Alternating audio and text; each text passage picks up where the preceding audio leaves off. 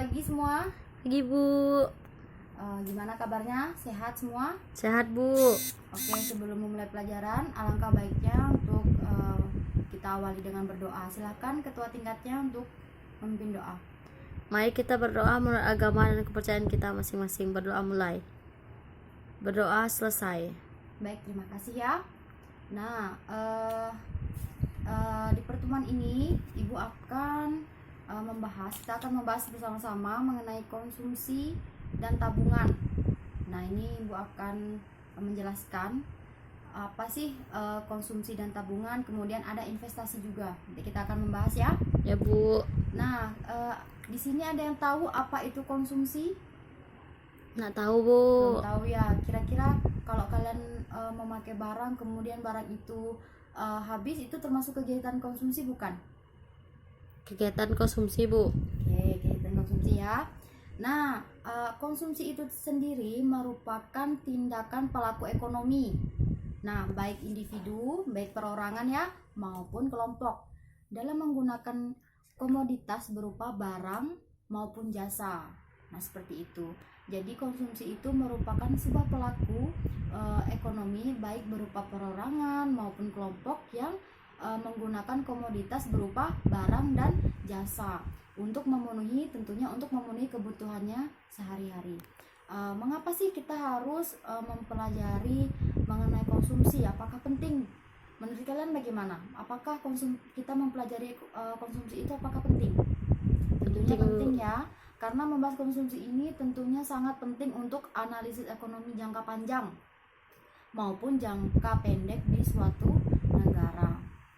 Nah, konsumsi ini merupakan penjumlahan dan pengeluaran seluruh rumah tangga. Nah, ini dalam rumah tangga ya, yang ada dalam suatu perekonomian.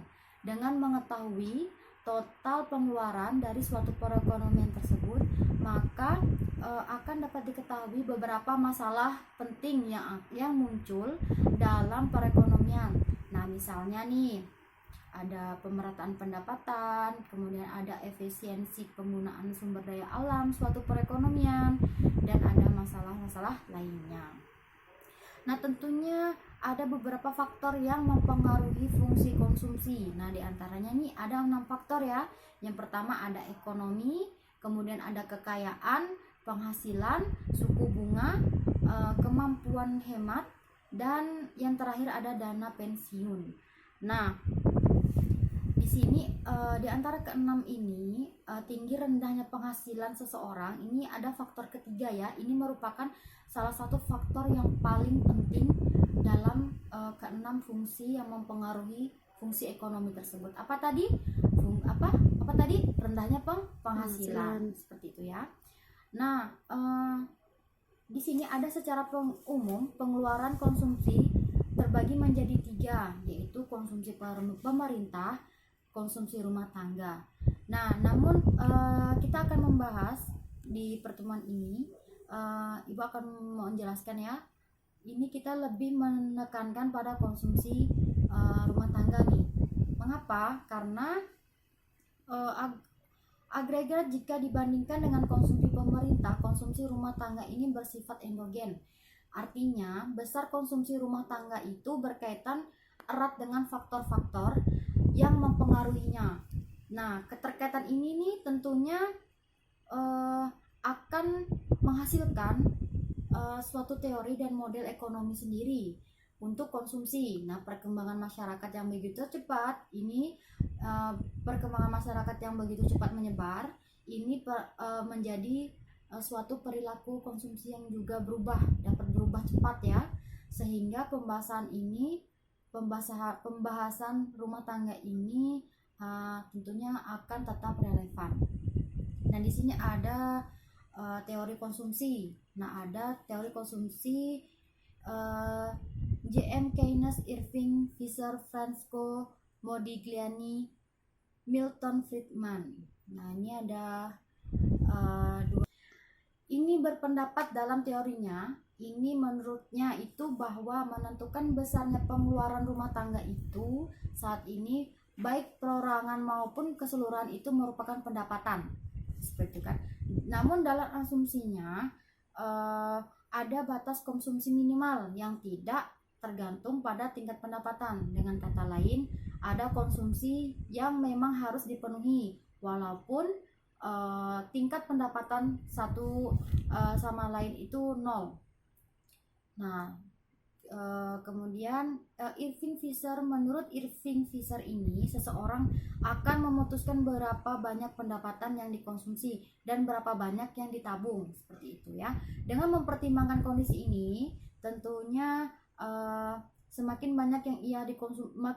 banyak yang akan dikonsumsi, maka sedikit yang dapat ia konsumsi. Masa depan Fisher menunjukkan kendala yang dihadapi konsumsi dan bagaimana mereka memilih antara konsumsi dan tabungan tersebut. Nah, seperti itu. Kemudian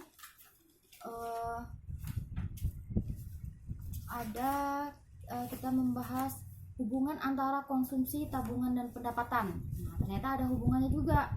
Nah, yang pertama itu ada pada pendapatan rendah, tabungan akan dipakai untuk membiayai konsumsi. Kita bisa melihat ya bahwa tabungan tetap minus hingga mencapai pendapatan nol. Ini menunjukkan bahwa pengeluaran untuk konsumsi dibiayai oleh tabungan atau pendapatan masa lalu yang disimpan. Nah, kemudian ada marginal propensity to consume atau lebih dikenal dengan MPC ya. Ini cenderung mengkonsumsi marginal. Ini merupakan suatu perbandingan ya antara pertambahan konsumsi dengan pertambahan pendapatan yang rendah. Nah, seperti itu. Dengan kata lain, MPC ini dipakai untuk mengukur rasio perubahan konsumsi. Nah, seperti itu. Nah, tadi kita telah membahas ya konsumsi dan tabungan itu. Nah, kemudian yang selanjutnya investasi. Nah, apa sih investasi itu sendiri? Ada yang tahu? Nggak tahu, Bu.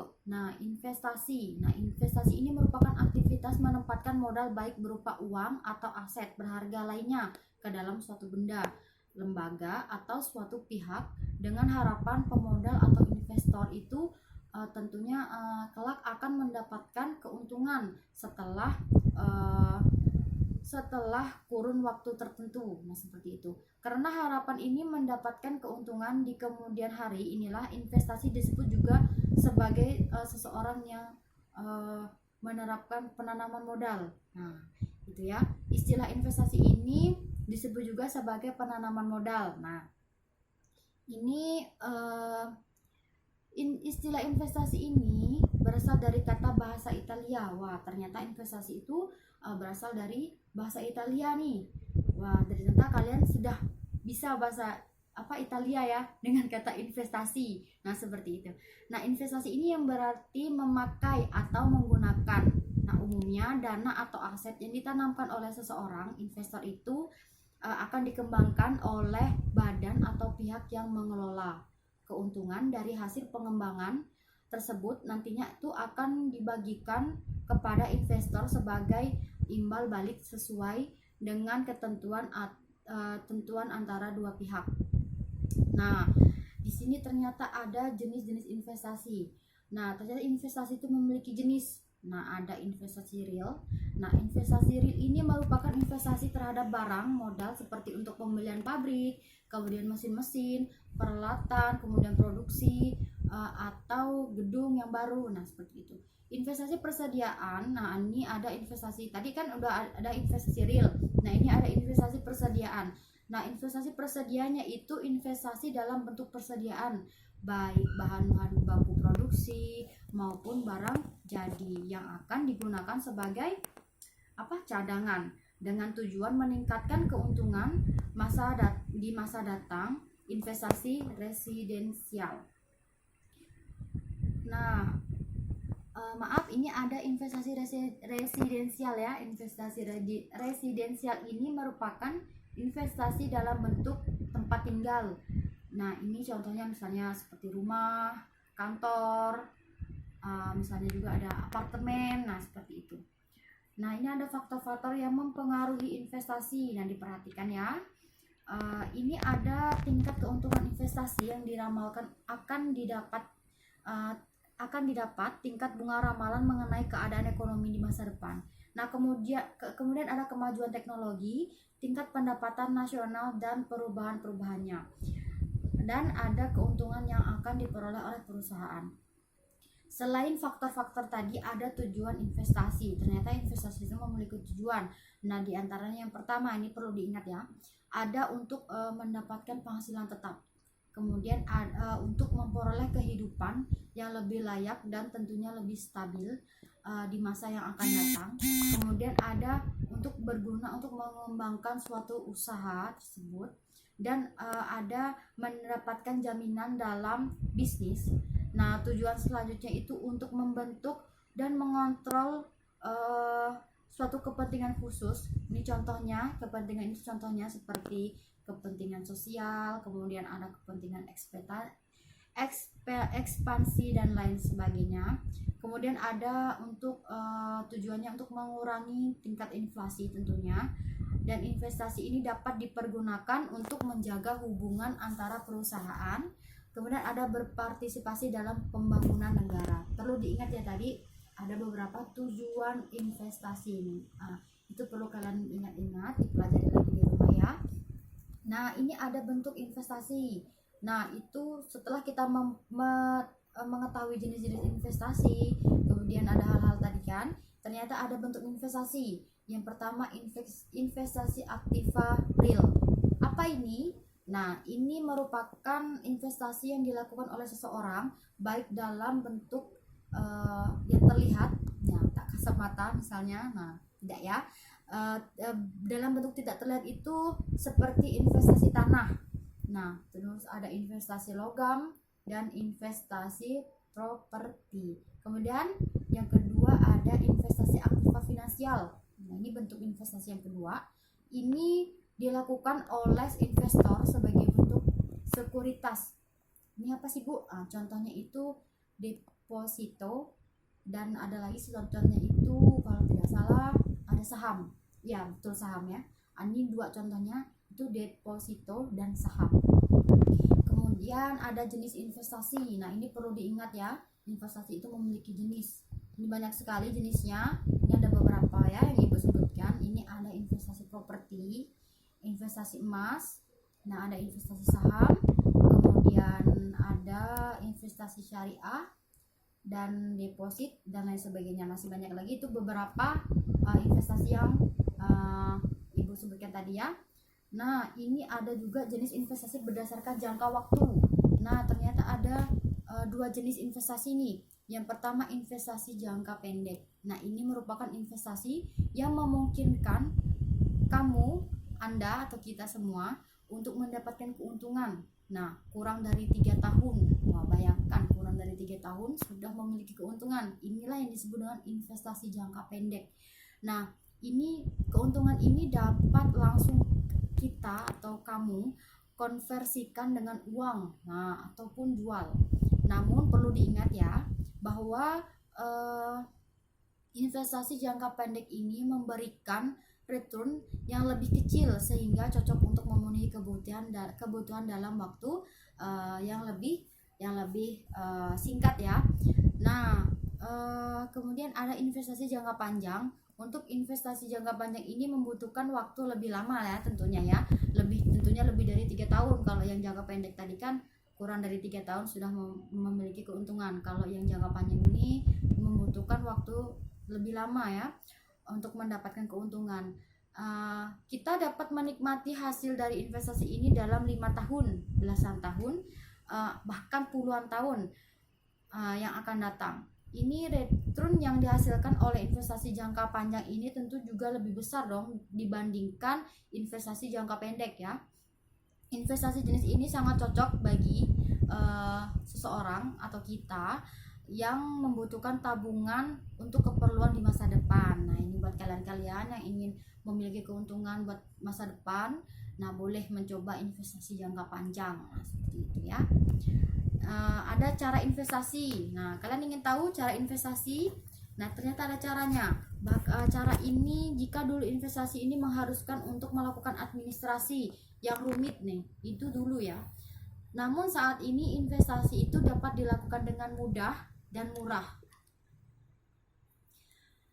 Nah, hanya berbekal dengan handphone. Tentunya kalian memiliki smartphone-nya, tentunya kalian memiliki smartphone sendiri-sendiri. Ini dapat dilakukan menggunakan handphone tersebut. Nah, seperti itu. Kita dapat melakukannya investasi itu melalui produk-produk investasi. Misalnya nih ada Tokopedia, tahu kan aplikasi di Play Store itu Tokopedia nih, seperti emas, kemudian ada reksadana. Nah, ini nominalnya ini untuk investasi pun bisa dimulai dengan Rp500. Nah, kalian sudah bisa melakukan investasi dengan mudah menggunakan smartphone yang kalian miliki. Nah, sampai di sini ada yang ditanyakan? Nggak ada, Bu. Nah, kalau tidak ada, Ibu ada contoh investasi. Nah, ini misalnya nih, secara singkat ya, Ibu memberikan contoh investasi. Misalnya nih, si Doni itu membeli 2 gram emas batangan nih seharga 400.000. Nah, misalnya ya Doni ya. Nah, itu per gram ya pada tahun, saya Doni belinya pada tahun 2010 nih, ya kan? Emas tersebut itu disimpan dengan rapat, disimpan oleh Doni itu sebagai barang pribadinya. Nah, setelah beberapa tahun kemudian harga emas per gramnya itu meningkatlah menjadi misalnya menjadi Rp600.000. Nah, setelah itu Doni menjual emas yang dimilikinya dan mendapatkan keuntungan, dan tentunya dari 400 menjadi 600, berarti memiliki keuntungan 200. Nah, per gram loh itu. Nah, tindakan Doni ini ya Doni ya, ini Doni ini membeli emas pada tahun 2010. Inilah yang disebut sebagai investasi. Nah, dan keuntungan sebesar 200.000 ini dari selisih harga beli tersebut disebut dengan keuntungan. Nah, itu contohnya. Nah, untuk tugasnya Ibu ingin kalian membuat contoh yang seperti Ibu tadi ya. Contoh dari investasi. Misalnya yang mudah-mudah saja ya, tidak perlu ya susah. Nanti setelah selesai nanti bisa kalian kumpulkan ke ketua tingkatnya. Nanti ketua tingkatnya mengumpulkan tempat Ibu di kantor ya. Paham? Paham, Bu. Oke, kalau paham Ibu cukupkan sampai di sini. Jangan lupa belajar, jaga kesehatan. Ibu ucapkan terima kasih. Selamat siang. Siang, Bu.